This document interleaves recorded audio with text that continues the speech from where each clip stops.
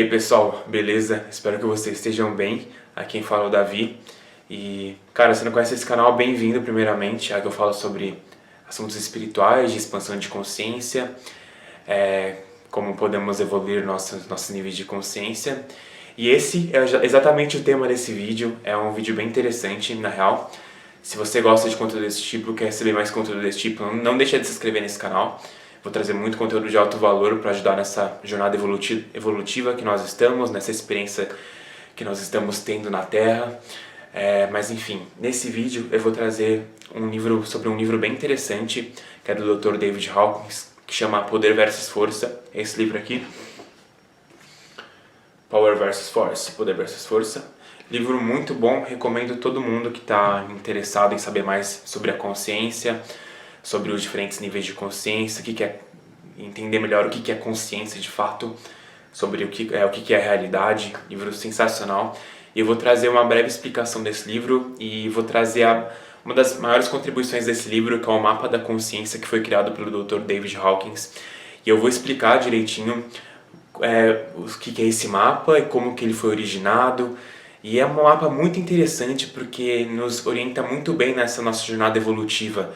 É um mapa que mostra todos os níveis de consciência. O Dr. David Hawkins conseguiu mapear todo esse espectro da consciência, de diferentes campos atratores energéticos. Então existem vários níveis energéticos que vão do mais baixo, níveis de consciências mais baixos, até os mais altos. E cada nível é caracterizado por uma emoção predominante que a pessoa sente. Por exemplo, os níveis mais baixos de consciência são a vergonha. Eu vou até mostrar a tabela. Vou mostrar a tabela aqui agora para vocês darem uma olhada, mas eu vou mostrar ao longo do vídeo porque é muito importante ver isso. Vou deixar aqui no meio da minha cara mesmo. Mas basicamente esse é o mapa da consciência que o Dr. David Hawkins trouxe. Um mapa muito interessante, genial, como que ele conseguiu construir isso. Pode observar logo de cara os níveis mais baixos de consciência. Ele é bem autoexplicativo esse mapa. Se a gente olhar na extremidade de baixo, a gente vê os níveis mais baixos de consciência, que são eu vou citar aqui: vergonha, culpa, apatia, tristeza, medo. E na verdade esses níveis mais baixos eles vão até o desejo, raiva e orgulho. Coragem, a partir da coragem, a coragem é um ponto crítico. Abaixo da coragem, do nível 200, são os estados negativos de consciência. Então até mesmo o orgulho, apesar de o orgulho ser bem exaltado, né, na sociedade em que nós vivemos, o orgulho ele ainda é negativo, ele está abaixo do nível crítico 200, que é a coragem. Então todos os estados de consciência abaixo dos 200 são negativos.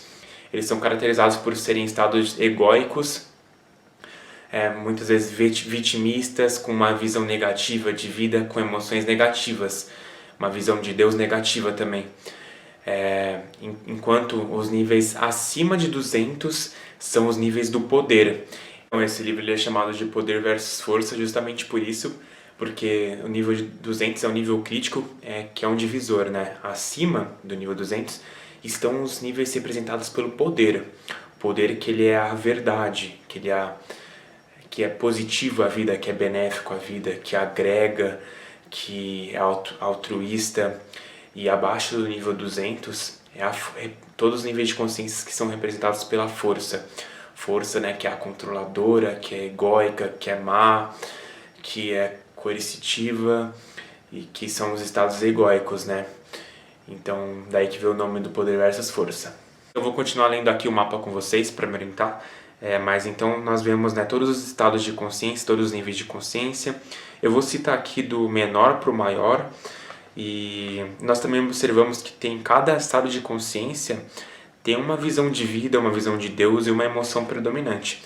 Então você pode, em um outro vídeo eu vou explicar direitinho as características de cada estado de consciência, para você poder se identificar melhor em qual que você está.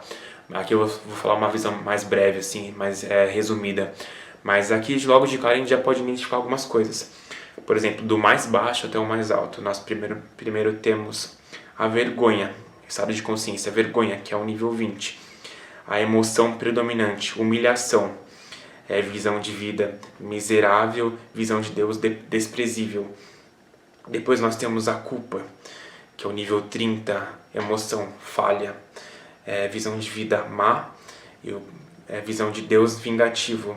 Depois nós temos a apatia, nível 50, emoção, desespero, visão de vida desesperada e visão de Deus condenadora. Depois nós temos estado de consciência, tristeza, nível 75, emoção, arrependimento, visão de vida trágica, visão de Deus desdenhoso. Depois nós temos estado de consciência, medo, que é o nível 100, que é emoção predominante, ansiedade, uma visão de vida ameaçadora e a visão de Deus punitivo. Depois nós temos o estado de consciência, desejo, que é o nível 125, que é a emoção predominante, a ganância, a visão de vida desapontadora e a visão de Deus proibitivo. Depois nós temos a raiva, que é o nível 150, que é emoção, irritação, visão de vida antagonista e visão de Deus irado. Depois nós temos o orgulho, que é o nível 175, visão de vida exigente, visão de Deus indiferente. Aí nós atingimos a coragem, que é o nível 200, que é uma visão de vida factível e visão de Deus permissivo, e a emoção é a afirmação. E aqui eu quero falar mais algumas coisas sobre esses estados, porque aqui a gente atingiu o nível crítico, né? Que nós começamos a ter estados de consciências positivos elevados a partir da coragem.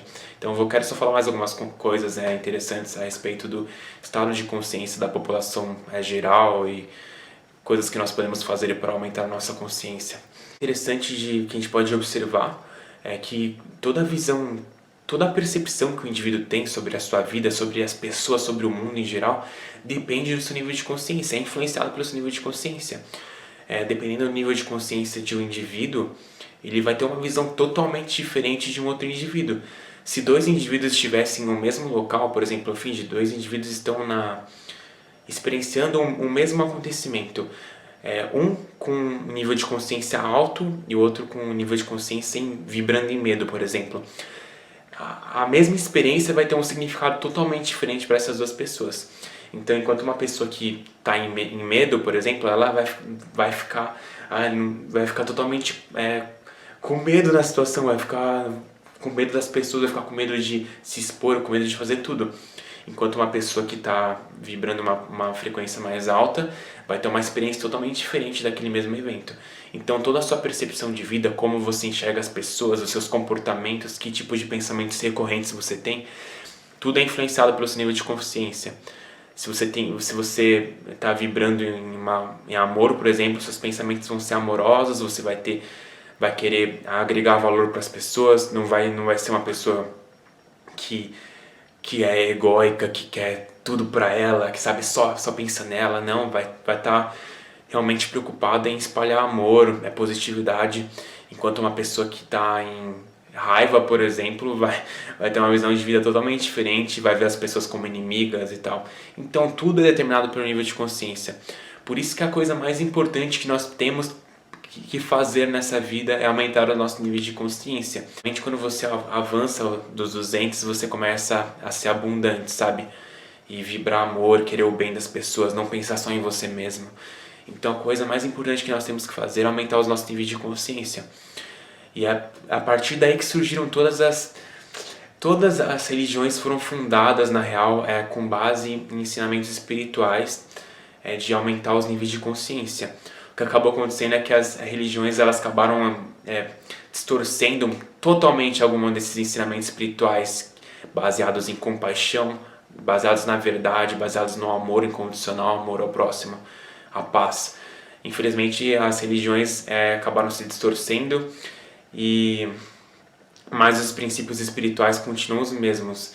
Então algumas coisas, você se alinhar alguns princípios, tipo você preferir comportamentos amorosos, você desejar o bem aos outros, você se preocupar com os demais, esses princípios básicos de compaixão e tal, você se alinhar com coisas que são benéficas à vida, que simbolizam o poder, faz com que você vá aumentando seus níveis de consciência. Algumas práticas espirituais também, você aprender a observar sua mente é muito importante. porque você começa a ver que você não é a sua mente, que você é o observador dos seus processos mentais. Então, tudo isso, por isso que meditação e oração são as primeiras instruções para você começar a aumentar os seus níveis de consciência. E você alinhamento desses princípios básicos também, né? De que representam a verdade. Então, você se alinhar com isso é o começo assim de você começar a aumentar os seus níveis de consciência, sempre se alinhando com padrões atratores positivos. Enquanto você se agarrando a coisas mesquinhas, egóicas, tipo de vibrações mais baixas que simbolizam a força, por exemplo, ciúmes, inveja, competitividade, você querer passar por cima dos outros, você querer conquistar o mundo e foder, mano, foda-se todo mundo, sabe? Então isso não é bom pra você e é um bloqueio espiritual na real. Eu vou ler mais uma coisa aqui que é bem interessante antes de continuar explicando o mapa, que eu parei na coragem, né? Mas na nossa escala de consciência há 2 pontos de apoios críticos que permitem um grande avanço. O primeiro está no nível de 200, o ponto inicial do empoderamento. Aqui surge a vontade de parar de culpar e aceitar a responsabilidade pelas próprias ações, sentimentos e crenças. Enquanto a causa e a responsabilidade foram projetadas para fora de si mesmo, ele deve permanecer no modo impotente de vitimização. E o segundo está no nível de 500, alcançado por aceitar o amor e o perdão sem julgamento como um estilo de vida, exercitando a bondade incondicional a todas as pessoas, a todos os eventos e coisas, sem exceção. Uma vez que se assume esse comprometimento, eles começam a experienciar um mundo diferente. Uma coisa bem importante que nós podemos notar aqui é que quando você assume a responsabilidade por tudo na sua vida, tudo, seus pensamentos, suas emoções, e você para de culpar as coisas do externo como se fossem as responsáveis pela sua infelicidade, sabe? Tipo, aquela pessoa tá me fazendo infeliz, mano. Isso não deu certo, por isso que eu tô infeliz. Quando você para de culpar essas coisas, culpar o externo e você se responsabiliza por tudo, isso é um avanço gigantesco de consciência. Você, a partir disso, está no controle da sua vida. É a partir daí que você começa a passar dos 200 e ter um senso de finalmente de empoderamento, sabe? Abaixo disso, não, você está sendo uma vítima, você não está tendo controle da sua vida e você acha que o externo é culpado por tudo. Vou continuar lendo aqui o mapa da consciência com vocês. A gente parou na coragem, depois da coragem vem a neutralidade, que é o nível 250, emoção, confiança, visão de vida satisfatória, visão de Deus provedor.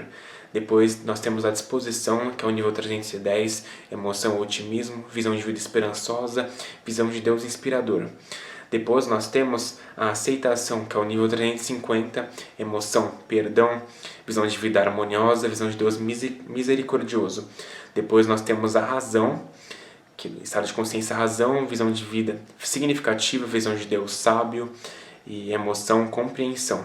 Nós temos o amor, que é o nível 500, visão de vida benigna, a visão de Deus amoroso e emoção, reverência.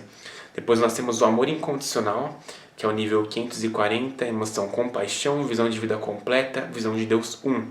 Depois nós temos os níveis mais elevados, que é a paz, visão de vida perfeita, visão de Deus todo ser, nível 600, emoção, serenidade. E nós temos depois o estado mais avançado, que é o de iluminação, visão da vida visão de Deus ser, nível entre 700 e 1000, e emoção inefável. O mapa da consciência mostra toda a evolução espiritual humana, desde os níveis mais baixos, que é a vergonha, até o nível mais alto, que é a iluminação. E eu vou explicar sobre cada um desses níveis, as características de cada um desses níveis em outros vídeos, então fica ligado aí no canal.